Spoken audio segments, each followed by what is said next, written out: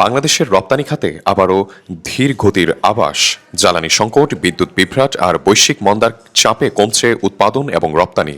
সবচেয়ে বেশি চাপে পড়েছে দেশের প্রধান রপ্তানি খাত পোশাক।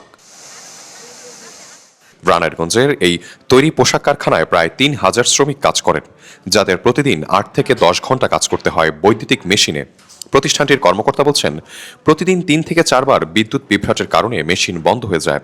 এতে উৎপাদনের সময় নষ্টের পাশাপাশি সময় মতো রপ্তানি আদেশের কাজ শেষ করাও কঠিন হয়ে পড়ছে। যে জ্বালানির প্রবলেমটা আছে, বিদ্যুৎ গ্যাস, এটার নিরবিচ্ছিন্ন যদি সরবরাহটা না থাকে তাহলে আমাদের প্রোডাকশনে বিরাট হ্যাম্পার হয়। শুধু এই কারখানায় নয়, একই সংকটে পড়েছে দেশের অধিকাংশ শিল্প প্রতিষ্ঠান, যার প্রভাব পড়েছে বাংলাদেশের সামগ্রিক রপ্তানিতেও। ইপিবির পরিসংখ্যান বলছে, চলতি ২০২৫-২৬ অর্থবছরের জুলাই থেকে এপ্রিলে মোট রপ্তানি হয় ৩,৯৩৯ কোটি ৬৪ লাখ ডলারের পণ্য, যা আগের অর্থবছরের একই সময়ের তুলনায় ২.০২% কম। আর তৈরি পোশাকে প্রবৃদ্ধি কমেছে ২.৮২%।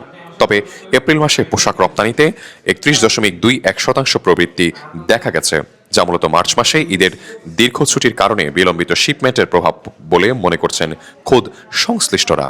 ঈদের বন্ধ গেল একটা 10 দিনের মতো, ওই বন্ধের কারণে অনেক শিপমেন্ট ওই মাসে যেতে পারেনি, যেটা এই মাসে এসে ইফেক্ট হয়েছে, যার কারণে এটা একটা হইতে পারে। দ্বিতীয়ত হচ্ছে, তার মানে এই না যে রপ্তানির মানে অর্ডার বেড়েছে এরকম, কিন্তু বিষয়টা এরকম না।